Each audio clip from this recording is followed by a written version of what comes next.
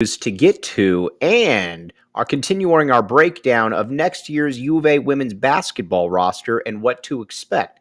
Let's get to it here on Locked On Wildcats.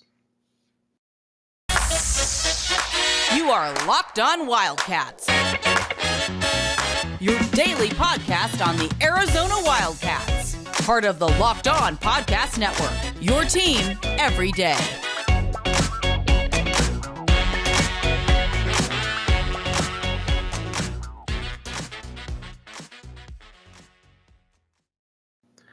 Thanks for keeping it Locked On Wildcats. Happy Thursday to you all. I am Mike Luke. All right, got a lot to get to this show. We're going to talk a little bit about Arizona football. Obviously, then we're going to talk some Arizona women's basketball as well. There in the and just kind of breaking down the roster a little bit.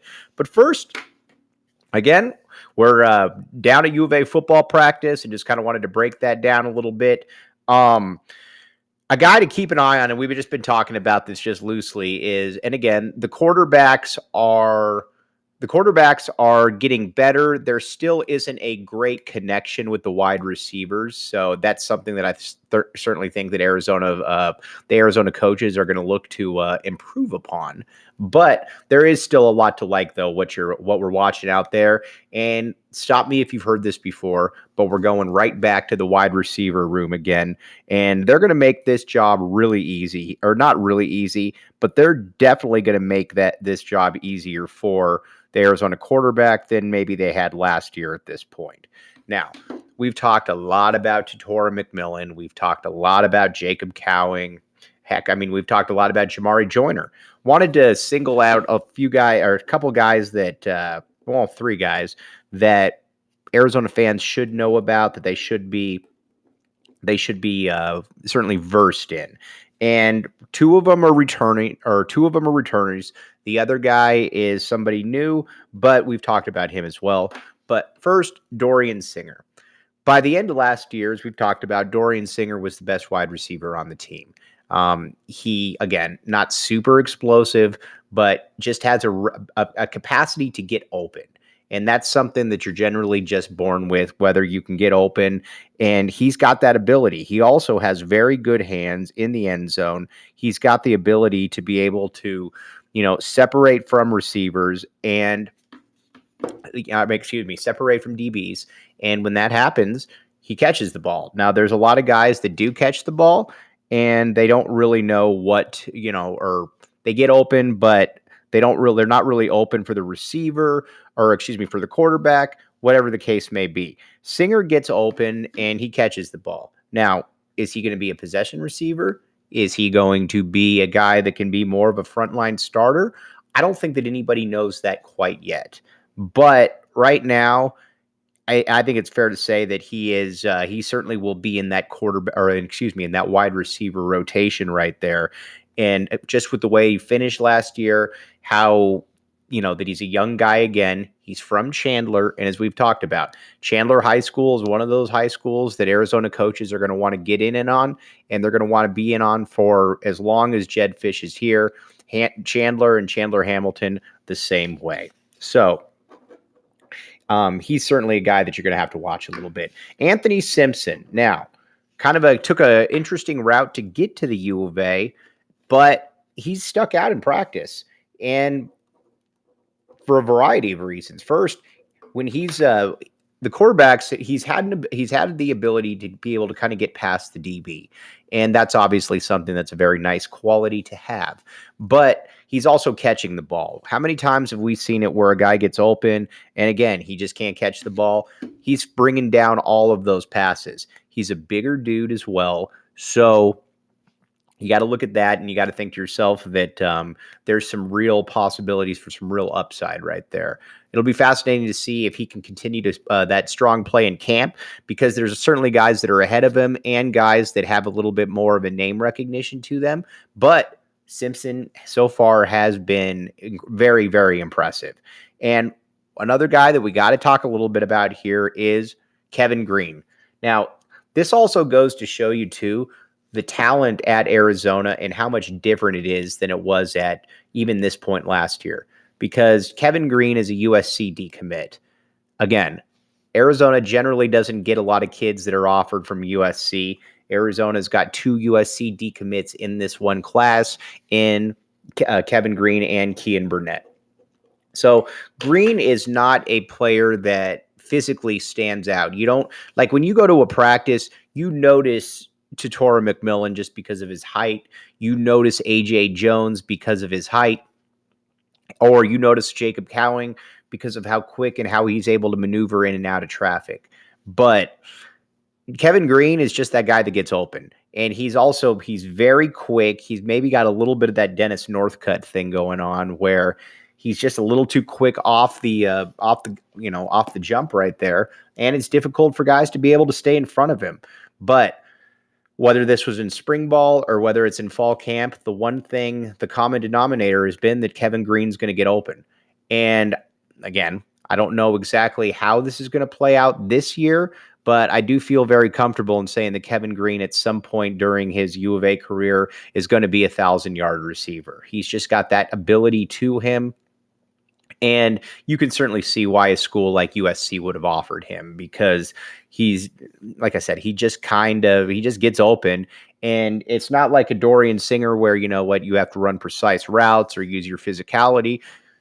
I'm not saying that Kevin Green can't do that, but Kevin Green's just quicker than the guy in front of him.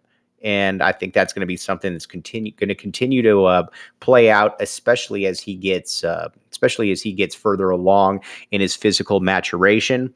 Now, Speedy Luke, another guy that right now is, I don't know exactly what his role is going to be, but I do think that he's going to get a role, and it's probably going to be something where he gets 7 to 8 touches per game. Again, you got to remember here, he's a small guy. He's going to get bigger, no doubt about it. But right now, he's just not a big dude. And that's going to limit his ability to be able to, really carry the ball. But whether that's 3 to 4 swing passes per game, whether that's a couple runs out of the backfield, whatever the case may be, Speedy's going to be in that situation, though, and he's going to be able to make some plays right there. But you look at him and you realize that he's probably a year away from being that really dynamic guy in there. But again, like Coach Scotty Graham said, he's fast. And he is not just fast, he's really fast. And anybody that watched that All-American Bowl where he was the MVP could see that not only was he running away from people, he was making people miss. And you see that in football where some guys are just really fast, but they don't have the ability to make somebody miss. Speedy Luke has the ability to make somebody miss, and he's really fast. That's what makes him a unique football player. So he's going to be able to get there at some point. Just don't know if it's going to be this year. Now, Kean Burnett, one other guy that you look at him, he's a big, big dude. He's checking in right there. He's probably about 6'4", 230, and he gets open. You can tell, too, that there are some guys that were just blessed to play football. They were just meant to play football, and he is he's that guy. You can tell that football's something that was going to be always going to be in the Kean Burnett genes. Now, his pops, Big Chester, obviously was a defensive player.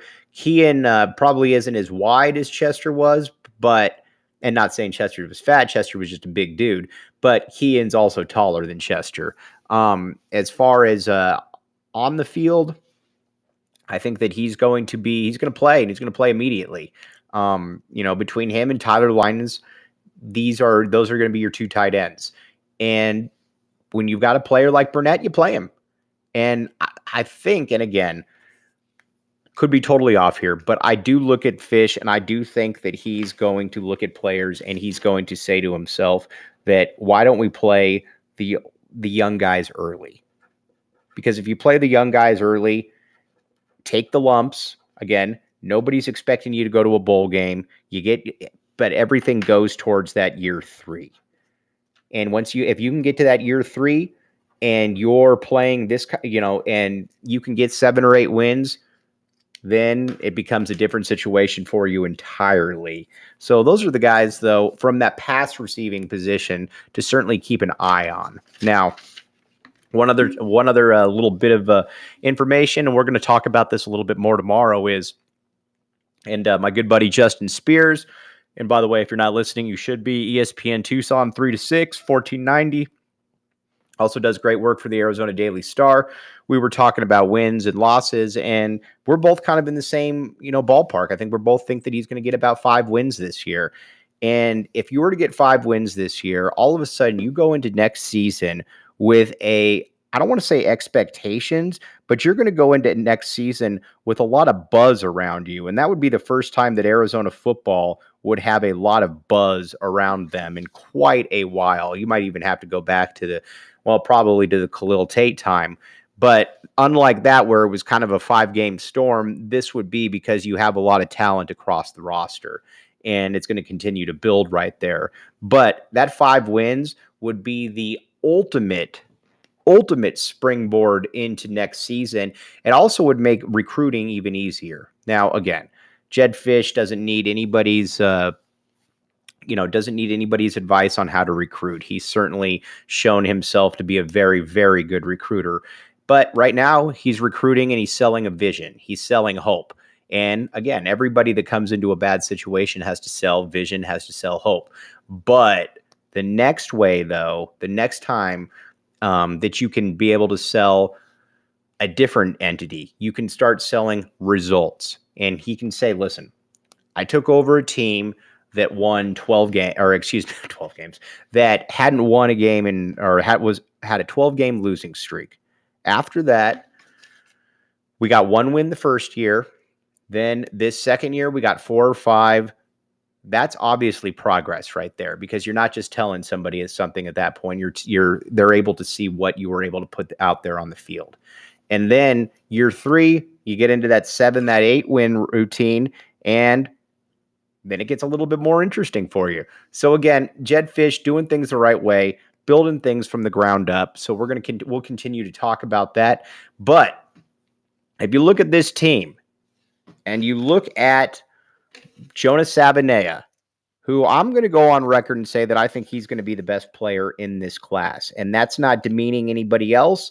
That's just more of that this kid's a little bit different. When you look at him, he is physically big. He's got the big body, the big trunks. And I will tell you this, it wouldn't surprise me at all if he's consuming Built Bar. Now, it's big guy. We've been over this, but he's very well put together. And the thing about Built Bar that you need to remember is that it tastes really good. Because how many times have you gone into the gym and you're like, I don't want to taste something that tastes chalky or whatever the case may be. Built Bar isn't that. I would bet Jonas Sabanea would like Built Bar as well. Check it out. We'll be right back with you. We're going to switch over now to some Arizona women's basketball. Thanks for keeping it locked on Wildcats. I am your host, Mike Luke. All right, so now we talked yesterday about how Arizona, the returning players for Arizona women's basketball, who they are, what they can do out there on the field. And so let's now talk a little bit about, on the court. Now let's talk a little bit about some of the new players on the team. And that's going to start with Jade LaVille. Now, she was the last of the 3 big-time transfers to come in here, but just looking at her, she lit up Arizona this year, ASU transfer, and she fills the biggest void that Arizona women's basketball had last year, and that's scoring the ball. She's very good one-on-one, and I don't know who's going to be that end-of-game person, but she is certainly qualified to be able to be that person. Again, I don't know that that's going to be her role, because you got to remember, you've got a player in Shayna Pellington who has certainly proven to be somebody that you can count on late in the game, late in the shot clock. But Jade LaVille is also kind of a next level scorer. So is she going to be that person? Is she, I don't know that anybody knows that. But it is fascinating, though, to be able to look at her and then to be able to say, all right, can she take over a game in the way that she needs to be able to take over a game? We're going to find out, but having her on the roster is very encouraging. Then Esmery Martinez. Now, transfer last year, she's about 6'2". She might take on a little bit of that Sam Thomas role in that she can kind of be a jack of all trades. 12 points, 8 rebounds last year. I don't know that she'll be putting up those numbers this year because, again, she's on a very talented team, but she is going to be able to put together some unique, I think some unique games for sure, because she can defend. She's taller. If Arizona wants to go with that supersized lineup, she's more than equipped to be able to do that. I look for her to probably be about a 9 and 5, providing some good defense as well. But that's kind of where you look at when you're talking when you're talking Esmery Martinez. I think she kind of slides into that Sam Thomas role. And then the other one, got ahead of myself right there, Lauren Fields. All right, transfer out of Oklahoma State, averaged about 15 a game last year. She and Jade LaVille, you would imagine, are going to be two of your leading scorers. Now, she committed first, but she's going to have every opportunity to have a frontline scoring position right there just because of how her game is, how she's wired.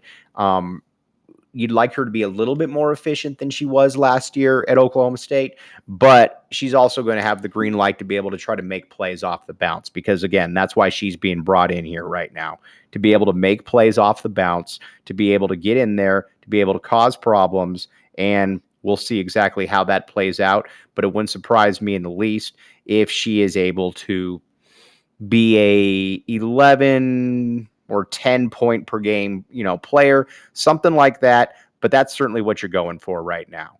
Now, let's talk then about the players that are going to be in the recruiting class. Let's take a quick break because there are certainly some players to break down. Thanks for keeping it locked on Wildcats. I am your host, Mike Luke. All right, now it's time to talk about the best Arizona women's basketball recruiting class in school history. And that first player is the highest rated player to come in, and that's Maya Naji. Now, Maya Naji is, everybody knows, she could have gone absolutely anywhere she wanted. She's that good, and, she comes from basketball bloodline. She's 6'3", 6'4", a big player right there. Basketball comes naturally to her. She's going to play a lot this year, and again, don't want to eliminate possibly what Lauren Ware could do, but I think Maya Naji has a little bit of a higher upside. You could see them both playing together, but she's going to play, and she's going to play a ton here, and it would probably be surprising if she doesn't leave here as one of the best players in school history. She's obviously got Adia Barnes coaching her, which is a big deal, and on top of that, she's also got the ability to be able to, continue to get better. She's obviously a good listener. So then after that, you got Paris Clark, another McDonald's All-American. Could see her being a scorer / ball handler this year. Again, she brings a little bit more of a dynamic factor to her. So you imagine that she will play quite a bit She will play quite a bit. But from a statistical perspective, it's always a little bit different when you're dealing with guards, but you would imagine that she's probably going to be in maybe that 7 to 8 point realm, something like that. And you know what? You'll take it. We'll see what she can do right there. But she does project, like, by the time she's a sophomore, maybe by the time she's a junior, she's going to be an all-conference player. She's that talented. Kaylin Gilbert is the exact same way. Obviously, dynamic ball handler. She's going to have the opportunity as well to be able to get the ball, to be able to make some plays. And I think that she's kind of in that same boat, that she probably will leave here as an all-conference player and regarded as one of the better players on the team and maybe one of the better players in recent memory. And then fourth, you got Lamaya Hilton. Lamaya Hilton's kind of a difficult one to figure out just because she is from Canada, but Adia Barnes really likes her. With the way that Adia Barnes is recruiting, I'm not going to doubt anything. I can't really put a statistical expectation or a minutes expectation on Hilton, but she's going to play it. And by the time she's done, she'll probably end up playing a lot of minutes here. But wanted to break down some Arizona football, a little bit of Arizona women's basketball. We will be back with you tomorrow. Going to talk some more Arizona football because, again, we're doing this day by day now. We're in the middle of the season. So, everybody out there, thanks so much. You've been listening to Locked On Wildcats.